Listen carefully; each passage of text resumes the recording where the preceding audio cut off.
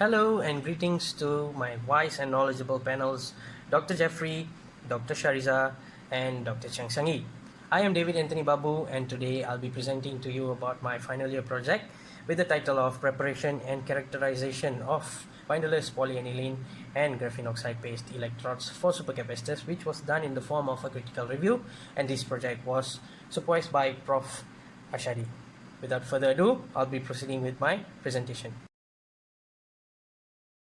A little introduction to this project title. Supercapacitors these days are being a point of interest to many researchers today. Well, especially supercapacitors that are made of redox active materials like the polyaniline in this case, and also the carbon-based materials like the graphene oxide.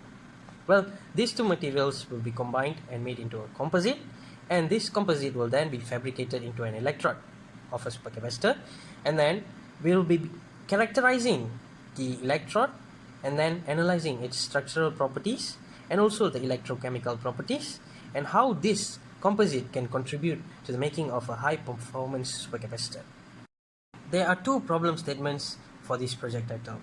The first one is that polyaniline has a nature of getting decomposed really quickly. Decomposed as in they shrink or swell when current or voltage is passed through it. And also the second problem statement would be polyaniline has very weak cycling stability, although it has very high capacitance. In order to accomplish and complete this project, there were three objectives to be achieved. However, to also emphasize that the objectives actually differed to the ones that were in FYP1 due to the COVID-19 pandemic. Due to that very reason, this project was wholly done in the form of a critical review. Therefore, the first objective is to analyze the synthesis methods of PANI-GO composite electrode for supercapacitor by modified Hammers method for GO and also in situ method for polyaniline.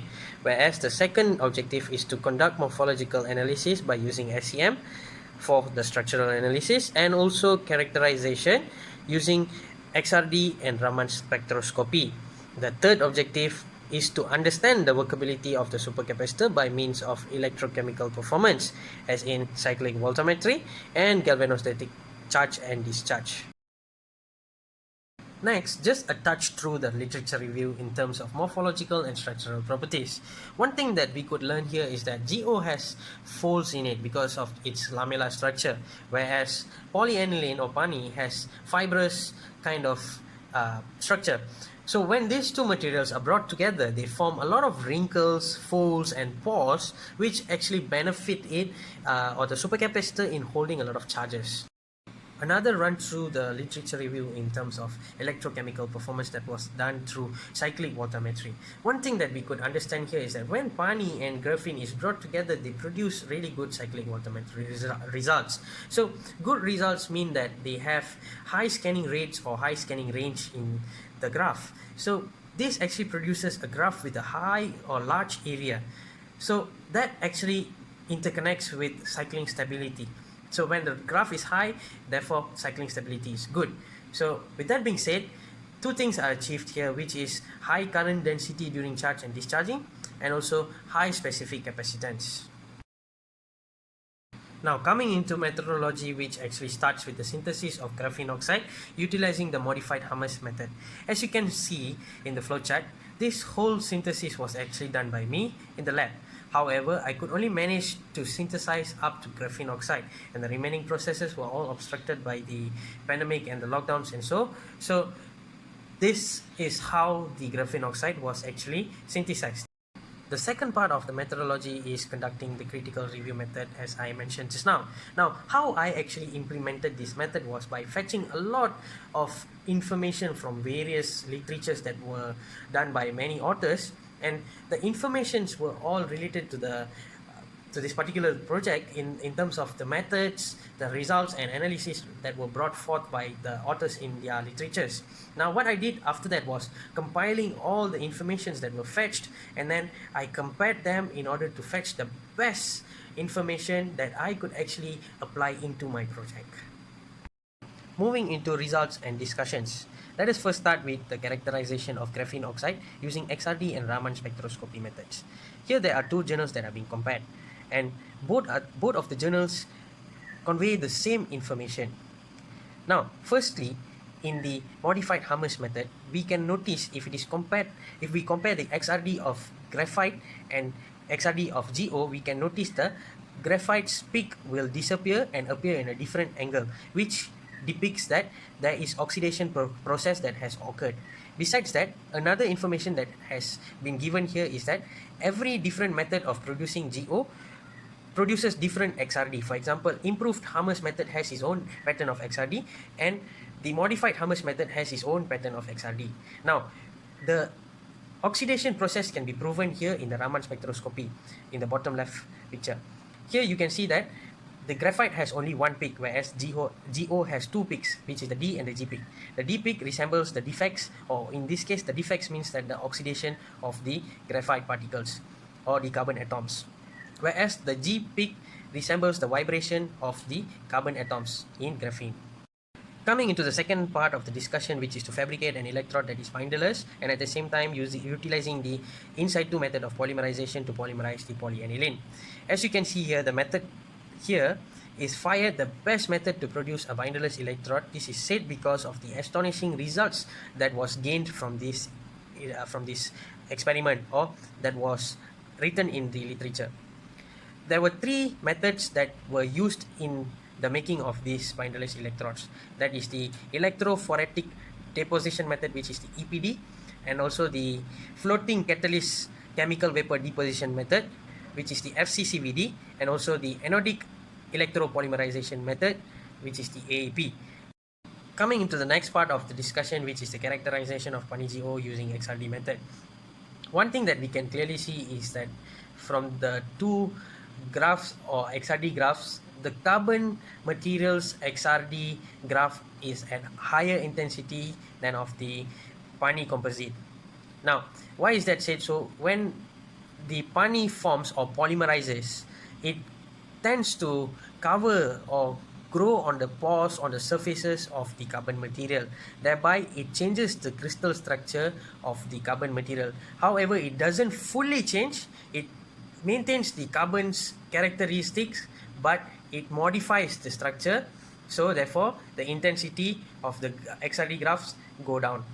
Coming to the next part of the discussion, which is the SEM image of the binderless electrode that was made using the three methods that I mentioned earlier, which was the EPD, FCCVD, and the AEP method. Here, AEP was used to polymerize the polyaniline. As you can see in the SEM images, you can see that it shows the images across 30 minutes time and how the structures change and how polyaniline polymerized on top of the NF, RGO, and CNT substrate. Here you can see that a porous structure and a mutually cross-linked structure is obtained across time. However, according to the author, after 30 minutes, the polyaniline becomes too dense, and what happens is that it doesn't absorb the electrons or the charges because of its very dense structure. So they say at 15 minutes time, it is the optimum time to achieve the best structure, as it absorbs a lot of the electrons and the charges while in the electrolyte. Now, this is the close comparison to the binderless electrode. Now, here we are comparing the SEM image of a binderless electrode and also an electrode that has a binder, and in this case, the binding material is the PTFE. So, as we can see here, this author has conducted a test by varying the amount of GO, where the weight percentage was differed, and it was found the amount of GO with 6% weightage to PANI has the best results. Besides, the minimum, maximum, and the average sizes of particles found here is 105.7, 28.3, and 59.57 nanometers, which is actually smaller compared to the binderless electrodes particles. Now, coming into the comparison part of the electrochemical performance in terms of cyclic voltammetry. Now, let us look into the cyclic voltammetry of the binderless electrode first. Here we can notice that there are three pairs of redox peaks. In this case, what it means is that the polyaniline in the composite undergoes 3 cycles of reductions and oxidations. And with that being so, a high rate capability is being produced. And you can also notice that the area of the graph is large, and it is also said that a rectangular shape is formed, indicating that this is having an EDLC character of a supercapacitor. Besides that, it also has a wide range of scan rate, which is from 2 to 100 millivoltages per second. After comparing the CV of the binderless electrode and the binded electrode, there are a few similarities and also a few differences. And the differences make the binderless to be stand off better compared to the one with the binder. Now, here if we notice in the electrode that has the PTFE binder, it has 2 redox peaks, whereas the one in binderless has 3. However, the scanning rate here is similar to that of the binderless, but the binderless has a higher potential window compared to the one that has the binder. Looking into the second electrochemical performance testing, which is the GCD testing, or also known as the galvanostatic charge and discharge testing, among the binded electrodes and the binderless electrodes, there is one significant difference here that we can notice clearly, is that the specific capacitance that of the binderless electrode is higher compared to the one of the binded electrode.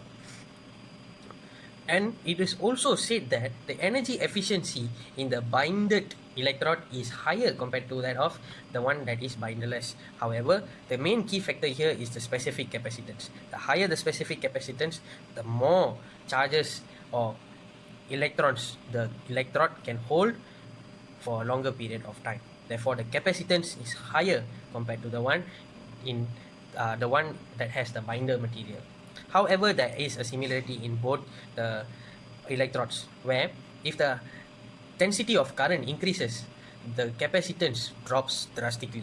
However, there is a difference in the drop as well. The drop in the binded electrode is way much more drastic compared to the one that is in binderless. However, there is still a drop, and the reason is because when the charge or the current flow is very high, the electrodes or the material of the electrodes couldn't be able to catch the electrons or the charges, so it will be unable to absorb the ion transfer or the charge transfer. Therefore, it loses its capacity. As a conclusion, at some points the binded electrode seem to outrun the results of the binderless electrodes. However, the overall results of the binderless electrode is way higher or better compared to the one that has binding materials. For example, the CV graph, the GCD graph, and also the specific capacitance itself says it all, that the binderless electrode has a better performance compared to the binded electrode. Therefore, why this happens, why as a conclusion this happens, is because large surface area is immersed into the electrolyte. Therefore, the electrolyte ions can diffuse into the interlayer spacing of the electrode material even at low scan rates. Therefore, the absorbency of charges or ions is higher in the binderless electrode compared to binded electrode. Therefore, with that said, we can say that the performance of the binderless electrode of a supercapacitor is better than that of the binded electrode of a supercapacitor.